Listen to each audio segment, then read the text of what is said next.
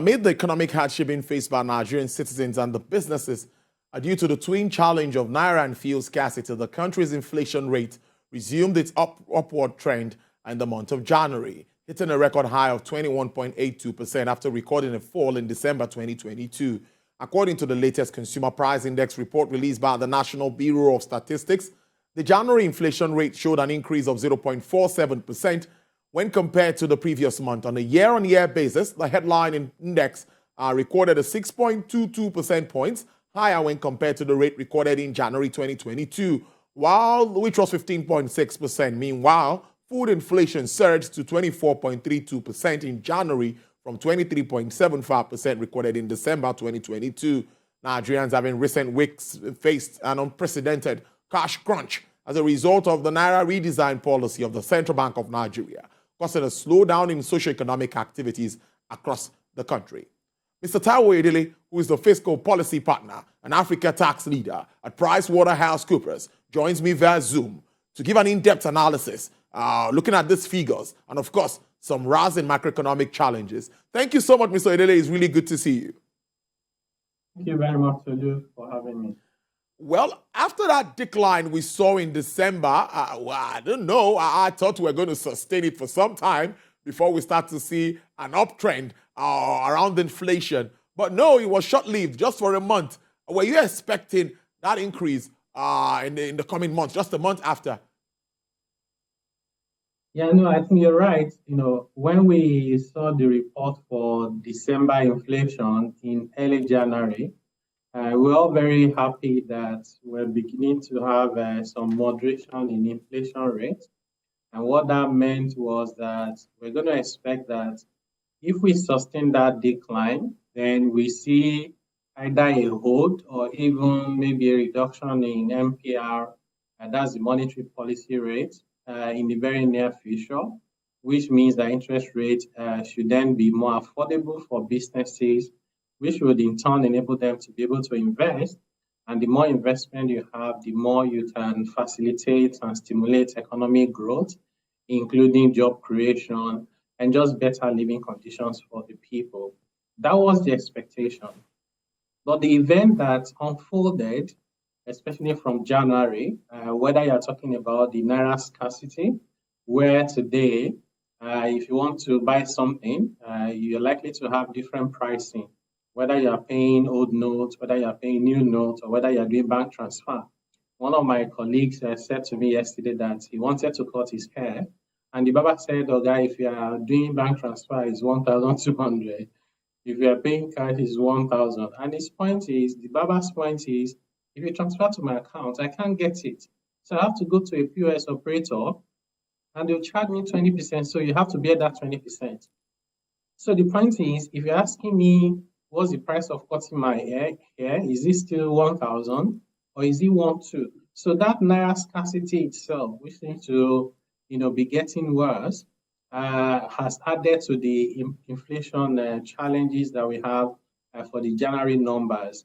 Added on top of that is the weak naira. If you look at the exchange rate for January, because this number we are talking about is the inflation figure for January 2023. In addition to that, we also need to remind ourselves, I'm not even sure that anybody forgot anyway, the petrol scarcity. So not only are we paying more per liter, it's difficult to find. You have to then join queues and be there. And all of that is adding to the cost of goods and services. So by the way, if you think about the calculation of the inflation, the CPI basket has about 740 goods and services. But of these goods and services, food and non-alcoholic beverage alone is the most important component because it carries a weight of 52%. I also need to say that during that period, the federal government had also introduced excise duty on non-alcoholic beverages, which came into effect sometimes towards the end of last year. So when you put all of this together, naira scarcity, foreign exchange issues, scarcity of naira, scarcity of petrol as well, and even for diesel, the price is going up. So those things are the reasons why our hope and aspiration that inflation will start moderating began to fade even before the end of January. So by the time I saw the reports a couple of days ago, to be honest, I wasn't surprised, even though I wish it had been different. But the CBN, that's the Monetary Policy Committee, also jacked up rates. We've seen that almost from mid last year towards the end of last year, and even this January meeting, standing now at 17.5%. Now, with this increase, we witnessed again in inflation because CBN Governor was headbent saying we'll continue to merge the rates with the increase in inflation with rate hikes. Do you think that is sustainable for us if we continue to go higher with regards to our MPR? No, it's not sustainable. And to be honest, I even think that another fundamental question is whether that's the right strategy for us to pursue as a country, because the relationship between raising MPR and controlling inflation for me is almost negligible. And that's why we haven't seen a lot of impact despite the increase in MPR by, I think about 600 basis points in the past few months. No, the reason is very clear. Is because the economy is not a credit economy. So it's mostly a cash-based economy. And it's also an economy where, even though the MPR is at about 17.5, it's not reflected in the interest rates in the market. Even government bond itself, whether even treasury bills is somewhere between 2 to 4%.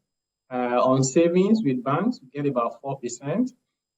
So it is not reflective. So there's no point doing something that is academic, because in theory, you're supposed to raise interest rates to control inflation, but it's not working. We have to think differently and say, what should we be doing at this time? Because if government itself has ways and means that is close to 24 trillion, and you have the way government is doing their deficit finance budget, not only at the federal level, but also at the state level, in itself is fueling inflation. If you also think about the fact that the difference between the inflation rate in the urban areas and the inflation rate in the rural area is mostly accounted for by transportation. You would also see that transportation in itself, in terms of cost to the production process for goods and services, has also been increasing. So if you can tackle inflation, if you can address the issue around exchange rate, because that in itself is bringing in imported inflation, unfortunately, there are a few instances where good news is bad news, right? So in the US, job losses and job claims are declining. The price of production is going up. Now, this is not what they wanted, right? Of course, if you're getting more people employed, you should be happy. But when they are trying to control inflation, that is bad news. And what that means is that it is expected that the Fed, and that's the Federal Reserve in the US, their own central bank, would continue to increase rates. And that's why the dollar has strengthened against the basket of international currencies just in the past few days. And when dollar strengthens, it's bad news for us, because it means that we're going to import inflation into Nigeria. So you have issues to do with FX, you have naira scarcity, you have fuel scarcity, you have transportation challenges. These are the areas where we need to start focusing on what can we do on all of these to address inflation, not just raising MPR, because in my view, that would only make a bad situation even worse without addressing the real problems. It seems like the CBN has a lot to grapple with at this time, a lot on the plate, because I would like to get your views directly with regards to this situation that has brought us where we are, where we can't access cash. Exactly what you said, the instance you gave, I went through that too. I had to pay extra for my salon when I cut my hair on Sunday. So what do you think really about that initiative of the Apex Bank and its implementation, the way it's being carried out here? We hear of countries like the United Kingdom, we heard of India that have gone through this. It wasn't really this bad. What do you think went wrong? Or in your view, what is wrong about this whole process? Yeah, I think, listening to the speech by the president yesterday, it was very obvious that, really now the benefits of why we're doing this, including, price stability, exchange rate management, monetary policy control, illicit financial flow, money in the hand of bandits, and corrupt politicians, reducing the role of money in our polity. So those objectives sound really nice, but when you interrogate them, you're going to be asking yourself, how does the data support this? For example, you don't control the inflation by reducing the amount of cash in circulation. You do so by reducing the amount of money in circulation. When I buy something and I pay for it with cash in my pocket, versus when I pay for it with my debit card, it doesn't have any impact on inflation. If the price of thing is 1,000, it's still 1,000, right? So we have money supply at about 52 trillion naira, which the CBN themselves gave us the figure recently, as of December last year. And the cash component of that money supply is only 3 trillion. In fact, this is one of the lowest in the world. I had to do the analysis myself, looking at what is the ratio of currency in circulation to the GDP. For Nigeria, that amount was quite low. It was about 1.8%. What is the percentage of currency in circulation to money supply? It was under 6%. Compare that to the US, compared to the UK, compared to the EU, compared to India, to Japan. It's much lower for us in Nigeria. So Nigeria does not have a cash problem. When the problem we have is we have some cash in the hand of the wrong people, and that's what government should focus on, not punish everybody for the crime of a few people that can be addressed separately, right? So when you say Nigeria is a cash economy, I think people misinterpret what it means. What it actually means is that if you want to buy a car now, and the car is worth 10 million naira in Nigeria, you have to save 10 million naira to buy the car. It does not mean that when you're buying the car, you will carry cash in Ghana must go and pay. You transfer the 10 million naira to pay. If we are buying that car in Canada or the US or the UK, chances are that you get a finance where you pay about 5 or 10% of the amount and the rest you pay over time. So when we say Nigeria is a cash economy, it does not mean currency and banknote economy. It just means that we don't have a credit system in Nigeria that is working well. So therefore, when we are developing strategies and monetary policy that is attacking currency, we are focusing on the wrong things, because in the affairs of what we are dealing with, 3 trillion out of 52 trillion is not the biggest concern we should be having. Rich one there. Now, the price of gas is high. Liquid fuel, high. Airfare, high. Vehicle spare parts, high. Lubricants, transport equipment, everything seems to be high. So what sort of figures are we going to be seeing moving forward? Obviously, we are moving towards an election, and we still expect cash to circulate because everyone still scrambling. Queues, everyone wants to get cash. So what sort of figures are we going to be expecting in months to come, considering the reality on ground? No, sadly, we have to look at again at the components of the CPI, that is the Consumer Price Index. Again, if food and non-alcoholic beverage is the most important component at 52%, you have to be asking yourself, is there anything that shows that in this February that we are in now, prices of food will go down? The answer is no, I don't see anything unless there's something I'm not aware of. If you add on top of that, that the naira scarcity problem is getting worse as of February compared to January, it only just indicates that it's most likely that inflation will continue to rise, particularly because as part of that component also, you have the transportation, I think it's about 7% in the basket, is accounted for by transportation. And you also know that in this February, maybe even worse than January, we've continued to have issues with scarcity of petrol. And people are buying at 300, 400, people even buy for more than 400.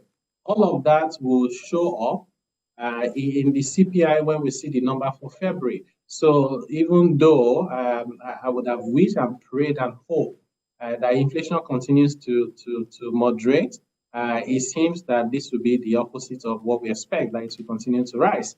And the problem with that is not just the marginal increase in inflation rates in January compared to December 2022, is a signaling effect as to what does it mean. Because what that indicates is you're going to have the Fed in the US continue to raise rates. That will put pressure on us to increase interest rate as well. not only just to try and control inflation, even though it's not very effective, but also to try and keep the FX that we have in Nigeria so they don't find their way out.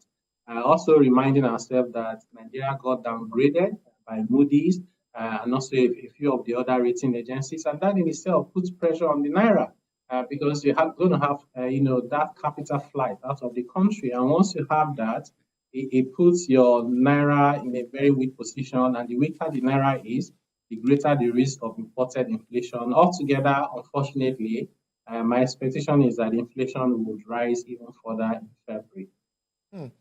Even considering some global issues that we also face that it's beyond our control. In 1 minute, if we can do this, I also want to ask around the digital platforms that should, of course, come to our aid at this time. Do you think they have the capacity, the infrastructure to run this volume of transactions? Yeah, when you are formulating policies, some of the critical things you need to consider is planning, is a stakeholder, is resource requirement, is capacity, is communication. We didn't do those quite well, to be honest. So there wasn't enough time. In fact, I do not think there was the engagement with these infrastructural providers around what we're going to do. So in Kenya, they removed, because in their constitution it says that they didn't want to have faces on their currency, so they had to replace all their currencies.